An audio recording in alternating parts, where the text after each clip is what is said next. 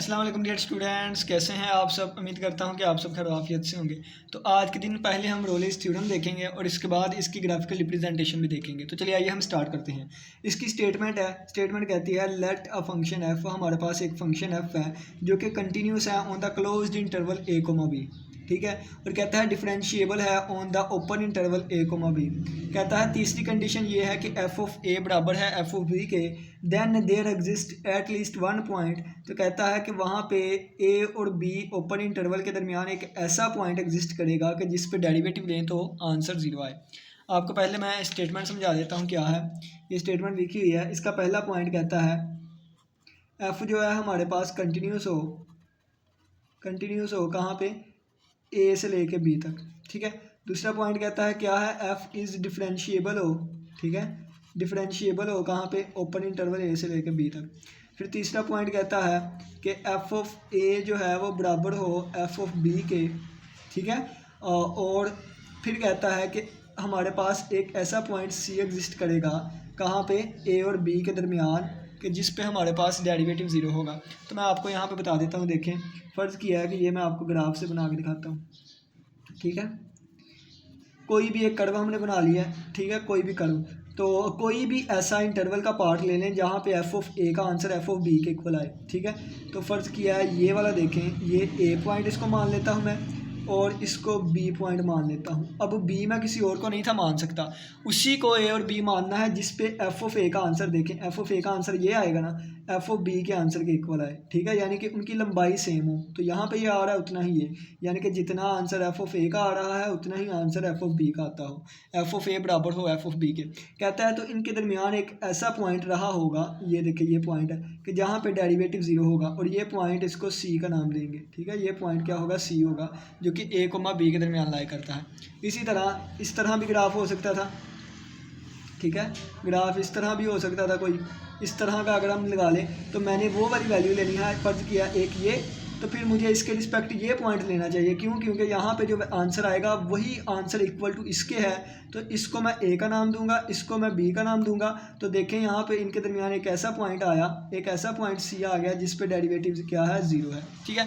तो ये हमारे पास पीक वैल्यू होगी, यानी कि मैक्सिमम वैल्यू होगी, यानी कि इनके दरमियान एक ऐसी पीक वैल्यू आएगी। और ये मिनिमम वैल्यू है, ठीक है, ये क्या है, मिनिमम वैल्यू है। तो यानी कि यहाँ पे हम दो चीज़ें लेके चलेंगे, एक सुप्रीमम यानी कि मैक्सिमम वैल्यू जिसको मैं कैपिटल एम से ज़ाहिर करूँगा, और एक मिनिमम वैल्यू जिसको हम मिनिमम एम से ज़ाहिर करेंगे, स्मॉल एम से, ठीक हो गया।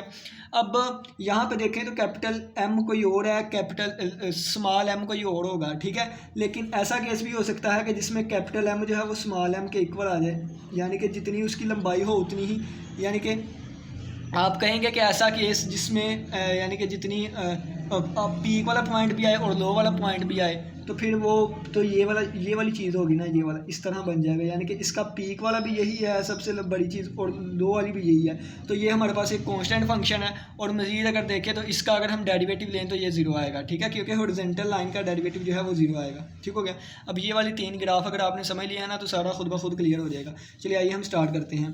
कहता है सिंस एफ इज़ कंटिन्यूस, ये पहली condition, continuous on closed interval, differentiable on open interval, f of a बराबर एफ ऑफ बी के। कहता है फिर ए से लेके बी तक एक ऐसा पॉइंट सी आएगा जिस पे डेरिवेटिव जीरो के इक्वल होगा। ये रोलेस थ्योरम है, ठीक है।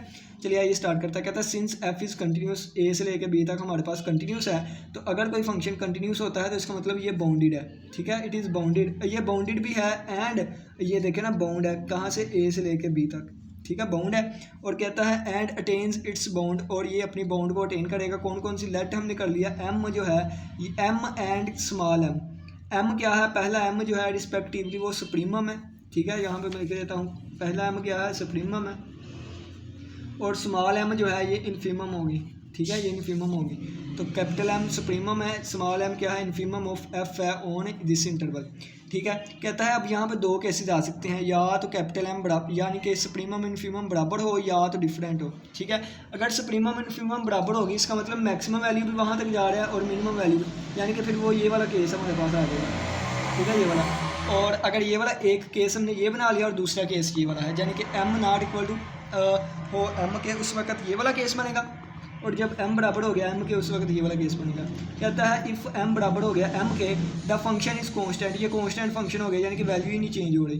Is constant on a b so its derivative vanishes. और कांस्टेंट फंक्शन का डेरिवेटिव जीरो होता है एट ईच पॉइंट, हर एक पॉइंट पे, ठीक है। यहाँ पे देखें तो ये भी जीरो होगा, यहाँ पे हर एक पॉइंट पे डेरिवेटिव जीरो होगा इसका।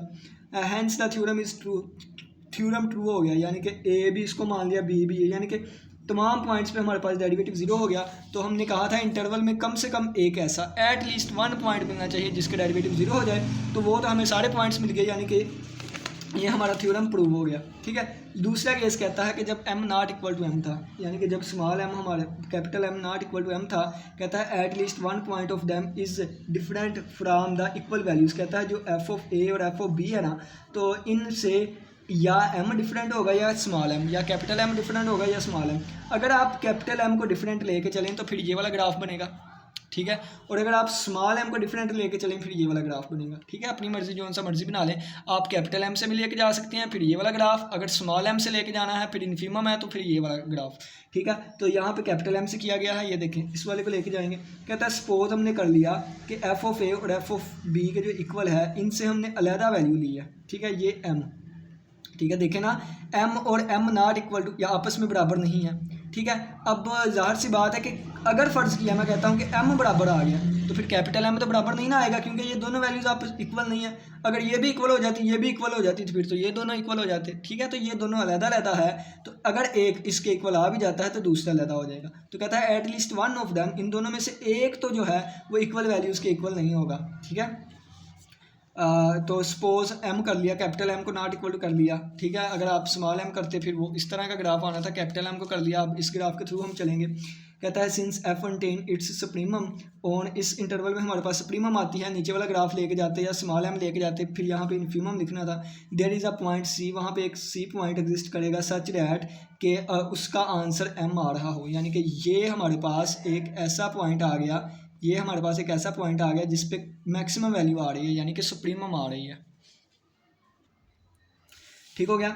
और अगर फ़र्ज़ किया यहाँ पे चलते तो फिर हमने कहना था एक ऐसा पॉइंट सी आ गया, देखे कि जिस पे मिनिमम वैल्यू यानी कि स्मॉल m आ रही है, इस तरह, ठीक है। कहता है but then because of one, one की मदद से ये वन, ठीक है, इसको वन कहा है। C must be different from a and b, यानी कि इसको अगर हमने एफ ऑफ सी का नाम दिया है ना, तो एफ ऑफ सी ना तो एफ ऑफ ए के इक्वल होगा ना तो एफ ऑफ बी के इक्वल होगा, बल्कि सी पॉइंट जो है वो ए और बी इंटरवल के अंदर लाई करेगा, ठीक है। यानी कि देखिए ये क्या बन जाएगा, एफ ऑफ सी इसकी जगह पे पुट कर दिया, यानी कि ये वाली कीमत, तो ये नॉट इक्वल टू हो गया एफ ऑफ बी के और नॉट इक्वल टू हो गया एफ ऑफ बी के, यानी कि ये ना तो इसके इक्वल है ना ही इसके इक्वल है, ठीक है। और ये ए और बी इंटरवल के दरमियान लाई करता है, यानी कि सी बिलोंग करता है कहाँ से, ए और बी इंटरवल के दरमियान, ठीक हो गया। आगे चलते हैं। अब हमें ये चीज़ गिवन है, गिवन क्या है कि f is differentiable eight a, b, ठीक है, यानी कि f जो है इस पॉइंट पे यहाँ पे डिफरेंशिएबल है एंड पॉइंट्स के अलावा। कहता है इसका मतलब है कि f dash of c exist करेगा, ठीक है, f dash of c exist करेगा, क्यों, क्योंकि इस इंटरवल पे डिफरेंशिएबल है और c बिलोंग करता है a और b के दरमियान से, ठीक है। तो सी इसके दरमियान से बिलोंग करता है, इसका मतलब एफ डैश ऑफ सी जो है वो एग्जिस्ट करेगा, यानी कि ये भी हमारे पास मीनिंगफुल होगा, यानी कि इसको भी हम फाइंड कर सकते हैं। लेकिन अगर इस इंटरवल से बाहर सी होता तो फिर नहीं तो फाइंड कर सकते, क्योंकि इसकी डिफरेंशिएबिलिटी का ही नहीं पता होना था हमें। कहता है लेट एच कर लिया हमने एक पॉजिटिव रियल नंबर, एच हमने एक पॉजिटिव रियल नंबर ले लिया सच डैट इस तरह का कि सी माइनस एच और सी प्लस एच जो है बोथ लाई इन ए कोमा बी, यानी कि कहता है कि पहले हमारे पास सी बिलोंग करता था ना ए कोमा बी से, ठीक है। कहता है अब मैंने सी माइनस एच ले लिया और सी प्लस एच ले लिया कि ये दोनों भी बिलोंग करते हैं इससे, इस तरह का मैंने एच लिया, यानी कि इतना स्मॉल लिया एच, इतना स्मॉल कि सी माइनस एच और सी प्लस एच भी जो है वो यहाँ से बिलोंग करता है। यानी कि अगर मैं ग्राफ बना के दिखाऊँ तो ये अगर मेरे पास ग्राफ था ना ये वाला, ठीक है, तो यहाँ पे अगर सी पॉइंट है ना, सी पॉइंट, तो कहता है सी माइनस एच मैंने यहाँ पे ले लिया और सी प्लस एच यानी कि इससे थोड़े से फासले पे इस तरह दिया कि ये भी ए और बी इंटरवल के अंदर लाई करता है, ठीक है। ये देखिए सी माइनस एच और सी प्लस एच जो है, सी प्लस एच, सी माइनस एच और सी जो है सारे बिलोंग करते हैं कहाँ से, open interval a comma B से, ठीक है, open interval a comma B से। अब क्या कहता है देन क्या होगा, देखें ये जो मैक्सिमम वैल्यू आ रही है, ये मैक्सिमम वैल्यू, इसको एफ ऑफ सी का नाम दिया था। कहता है मैक्सिमम वैल्यू जो है बाकी वैल्यूज उससे छोटी आएगी, क्यों, क्योंकि मैक्सिमम वैल्यू तो सुप्रीमम थी ना। तो देखिए सी माइनस एच वाले का आंसर कम आ रहा है, दोबारा मैं आगे दिखाता हूँ। अगर ये सी वाला मैक्सिमम आंसर है, सी माइनस एच वाला ये छोटा आएगा आंसर इससे, ठीक है, ये ऊपर सी प्लस और सी और देखें और सी प्लस एच वाला भी छोटा आएगा। तो हमने कह दिया कि f of c minus h वाला answer less than or equal to आएगा एफ ऑफ सी के, ठीक है। और f of c plus h का आंसर भी लेस देन और इक्वल टू आएगा एफ ऑफ सी के। इक्वल टू इसलिए लिखा क्योंकि अगर वो डिस्टेंस बहुत ही कम हो तो वो अप्रोक्सीमेटली आपस में इक्वल ही हो जाती हैं। ठीक हो गया। कहता है एफ ऑफ सी हमारे, अब ये 2 पॉइंट्स आ गए। कहता है f of c is equal to हमारे पास एम के इक्वल था जो कि सुप्रीमम एफ की थी ए और बी के दरमियान। कहता है hence f of c plus h minus f of c. अब ये देखें यहाँ से क्या चीज़ बनेगी, f of c plus h, और ये इधर आके माइनस बन गया, माइनस एफ ऑफ सी, और ये क्या बन गया, लेस देन और इक्वल टू 0। ठीक है, दोनों तरफ एच से डिवाइड करवा देंगे तो यहाँ भी एच से डिवाइड, यहाँ भी एच से डिवाइड, ये वाली चीज़ आ गई। ठीक है, अब दोबारा देखें एच यहाँ पे क्या पॉजिटिव रियल नंबर है, इस वजह से पॉजिटिव रियल नंबर था इस वजह से। अब दोबारा करवाता हूँ, नीचे वाले की बात कर लूँ, अगर f of c minus h और ये माइनस एफ ऑफ सी आ जाएगा और बटे में क्या आ जाएगा एच, और ये भी लेस देन और इक्वल टू 0 आ गया। इसको 1 का नाम दे दिया, इसको भी 1 का नाम नहीं दिया। हमने दोनों तरफ नेगेटिव साइन से मल्टीप्लाई करवाया। जब दोनों तरफ नेगेटिव साइन से मल्टीप्लाई करवाया तो आपको पता है नेगेटिव साइन से मल्टीप्लाई करवाया तो ये जो है वो चीज़ चेंज हो जाती है, तो ये ग्रेटर देन और इक्वल टू 0 बन जाएगा जब मैं नेगेटिव साइन से मल्टीप्लाई करवा दूँगा। ठीक है, इसको मैंने 3 का नाम दे दिया, इसको मैंने 2 का नाम दे दिया है। अब क्या करेंगे, taking limit as h approaches to 0, यहाँ भी एच अप्रोचेस टू 0 की लिमिट ले लेंगे, वहाँ भी। तो वी ऑब्टेन्ड फ्रॉम 2 और 3, 2 और 3 से हमारे पास कौन सी चीज़ आएगी, यानी कि यहाँ भी हमने लिमिट इन्फिनिटी पे ले ली, यहाँ पे इन्फिनिटी में नहीं 0 पे, यहाँ भी एच अप्रोचेस टू 0 पे इन्फिनिटी लिमिट ले ली, यहाँ भी एच अप्रोचेस टू 0 पे हमने लिमिट ले ली। तो जब लिमिट ली तो यहाँ से क्या बन गया, यानी कि ये बन गया limit h approaches to 0 f of c minus h और minus f of c over minus h और ग्रेटर देन और इक्वल टू 0। अब ये डेरिवेटिव की डेफिनेशन बन गई है at point c, at point c. तो ये f of dash of c और क्या आ गया, ग्रेटर देन और इक्वल टू 0 आ गया। इसी तरह इस पे लिमिट अप्लाई करेंगे या इस पे लिमिट अप्लाई करेंगे तो ये बन जाएगा f dash of c less than और इक्वल टू 0। अब एक ये चीज़ है, एक ये चीज़ है। ये क्या कहता है कि एफ डैश ऑफ सी जो है वो ग्रेटर देन इक्वल टू 0 है, और वो कहता था f dash of c less than और इक्वल टू 0 है।